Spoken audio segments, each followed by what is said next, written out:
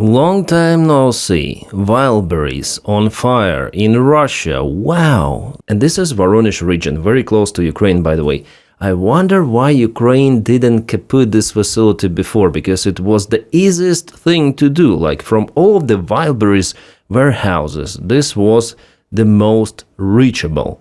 Yeah, not everything burned down, I would say around maybe 45%, but those areas that were also damaged. The fire was inside, maybe roof just is okay. So yeah, Ukraine kept this one for some time without striking it for purpose, because Wildberries, they restructured their supply schemes, and this one became their main storages that was connecting the European part of Russia, supply centers there, and also Siberia. So they had lots of the goods inside as for this supply hub center, but it was hit, and it was a really stupid thing to do to make this warehouse the important one, because it is very close to Ukraine, but still they don't have another variant. In this entire European Russian area, this one was the most useful for them. And they used it for some time, not for long. They probably thought that Ukraine forgot about striking Wildberries, because there were no strikes for the last 4 days. But no, it was just the plan of Ukraine to wait for some time for accumulation of the goods in this particular warehouse and then strike it. It was kaboomed early morning, so this one is on fire, the main Wildberries warehouse, and one more, kind of close. Is it also Wildberries? Well, I'm not sure, but Volcano was indeed very, very big. By the way, Wildberries tried to hide their facility. For example, they marked Ozone storage or warehouse as Wildberries, but on the maps this one was shown as Wildberries, which is not. So they wanted to set up Ozone? Come on, is it an internal war, a civil war between Wildberries and Ozone? And by the way, Ozone, I think there was 1 or 2 attempts to hit the warehouse, but in general Ukraine is not that focused on Ozone as on Wildberries. Wildberries is more important, and the company is affiliated with Putin's regime directly. And this is the Orsk refinery. It was also hit. Yes, Russia has kind of the big city Orsk. Maybe this is the place where all of the Russian Z soldiers are born, you know, like in this mortar. We're gonna spawn those units in Orsk. Actually, it's Orsk, but it could be Orsk. It fits it perfectly, you know. Looks like this dark place from the Lord of Rings, and Ukraine visited this facility. Refinery is no-go, it was heavily damaged. My friends, a very important notice for this channel: please like this video just right now while you're watching it, and also subscribe to the channel.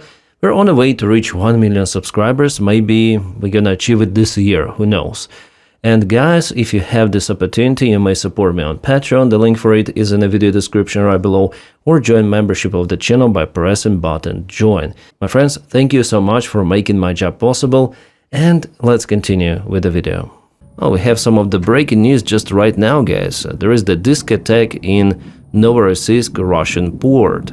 It is the oil port, and also this is the Russian military base. Just look at this fire show. This is just outstanding. Something is kabooming there. Also some of the traces of the Russian air defense, like S-300 or S-400. One more video, and the anti-aircraft cannons, they work a lot too much, yeah, so many shells.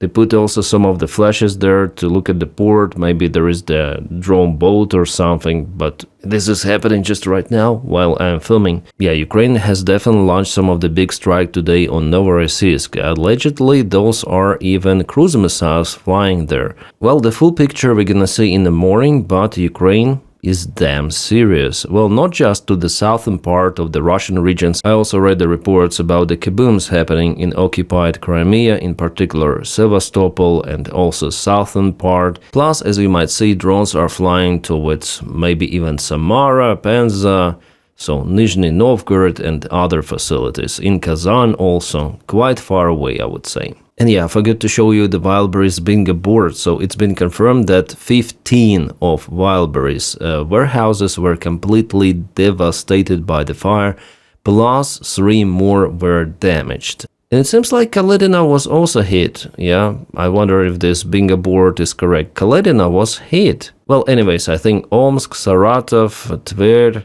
again, Moscow region. So Moscow, yeah, most of those are within the reach and they will be visited. Ukraine is working to disturb the Russian economy quite hard.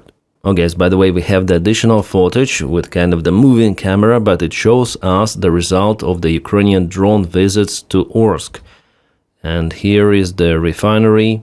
It was significantly damaged. Just to remind you, Ukraine hits the most sensitive parts of the refinery complexes. And Reuters reports that the biggest petrochemical station of Russia in Tambov that was hit yesterday led to the significant drop of the Russian liquid gas production capabilities, 40% drop, as they say in their article. So the West Siberian petrochemical complex in Tobolsk halted its operation for a known term. The enterprise is producing 6 million tons of the liquefied gas per year, which is roughly 40% of the entire Russian production. 40%, just a single strike with few of the drones, and it's gone.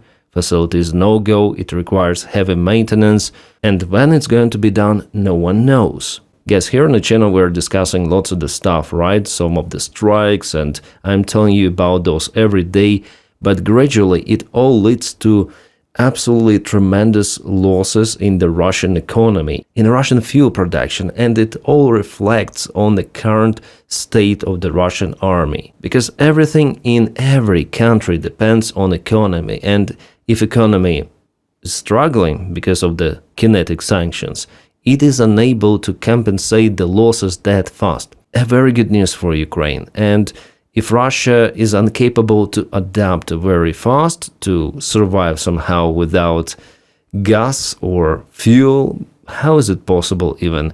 It means that they will go to decline. This year will be really terrible for Russia from any sort of the perspective. Economy, military, Ukraine does the proper job here.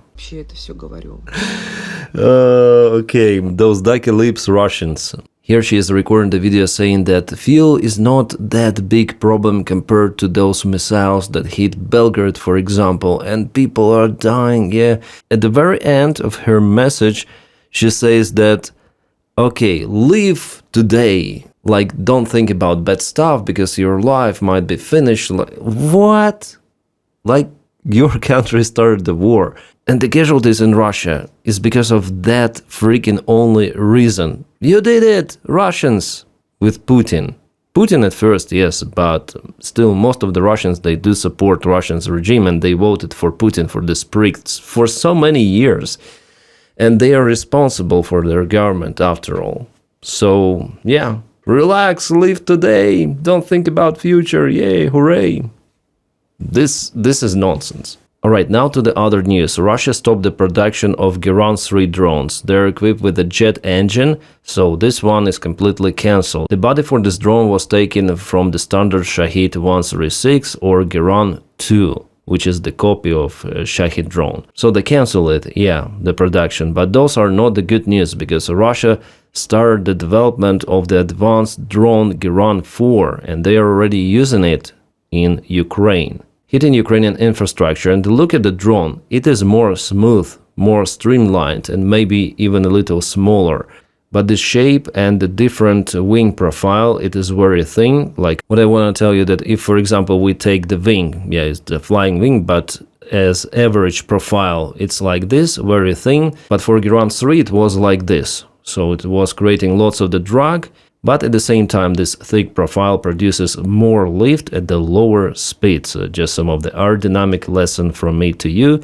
And Russia switched to this one, so this is way faster. Some sources say it might fly with a speed of 500 kilometers an hour, which is really fast.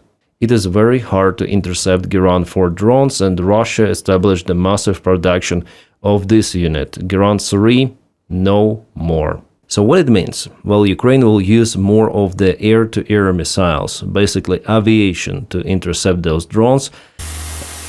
So this one, where Ukraine shuts down, for example, Shahid drones from Antonov 28, this will not work for Geran 4 absolutely, because they're way faster than this Ukrainian-made airplane.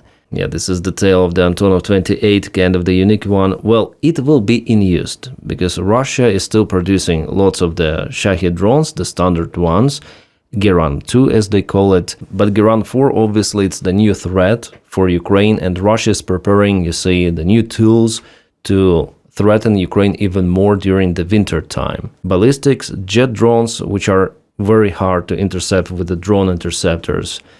All of this is the new challenge, and Ukraine again needs to search for the new variants of how to overcome or how to adapt to the situation. And we have the news about the Latvian military. They're considering to purchase Brazilian A-29 Super Tucano attack aircraft, manufactured by Embraer, of course. So for now it's just an intention. However, against the jet drones, this one could be not enough. The airspeed really matters, and if the drone flies with 500 kilometers an hour, you need to have the tool that is way faster.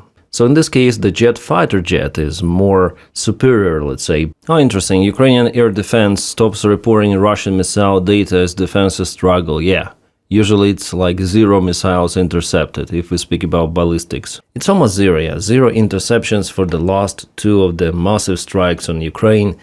This is not good. And we're entering winter once again with a big problem. It's the summertime, but the winter is very close. It is upcoming. Russians love Putin. They gathered for meeting him in Novorossiysk. Yeah, it's a big event in Russia actually. Lots of all of the Russian news are telling about this thing that Putin himself went outside Moscow. This visit is something outstanding. It's like landing on the moon or something. And of course it was the fake meeting with some of the random people on the streets. Of course random, yeah. Just for you to understand the stupidity of some of the Russian people who like Putin. They went there with the kids on bicycles to meet Putin's convoy. Yeah, cartage. So they went to the local bus station or something, but police told them to go down, below the level of the road. But they filmed it. They filmed Putin. They were not kicked out further away, yeah. But there was the police car especially controlling them, for them not to move. And they say to that woman with the kids, in what car Putin was sitting? Yeah, so they told the information to the random lady, the particular car where Putin was sitting. And it's not the main car, as you can see in this cartage. It is one of the support cars, yeah, on the backstage. So this one was Putin's. Well, if that information is that easy to obtain about particular cars where he was sitting, just like that, filmed on video, by the way, it tells a lot about the Russian secrets, about the Russian FSB, about the Russian police. And that is what Putin afraid the most, not about losing the war even or his own people. No, he afraid to be caputed. And he could be caputed. If he starts, for example, a new special operation against NATO, I think there will be many more players who would like him to be cancelled. And we see that it's quite easy to even obtain the information, not asking it in what car Putin is traveling. Putin went to, I don't know what is this facility, but anyways, he asked the guy who is developing an artificial intelligence, some form of it. And Putin asked what are the threats out there from the artificial intelligence. And this guy tells that for you personally there are no threats, you shouldn't be scared, Mr. Putin. Yeah, you shouldn't be scared, personally, he said, personally. Yeah, I have never been afraid of anything. Okay, that's why you spend most of the time in a bunker and you have those cartages and you try to hide and do you have doubles? Well, I personally do not believe in Putin's doubles, but this guy, he's scared. he is 100% scared. Well guys, it's all what I want to say in this video, and please support my job if you can on Patreon. The link for it is in the video description right below, or join membership of YouTube channel by pressing button join. My friends, you're amazing, you're making this content possible. And guys, also don't forget to press like to this video and subscribe to the channel. I wish you all a peaceful sky wherever you are, and have a great time.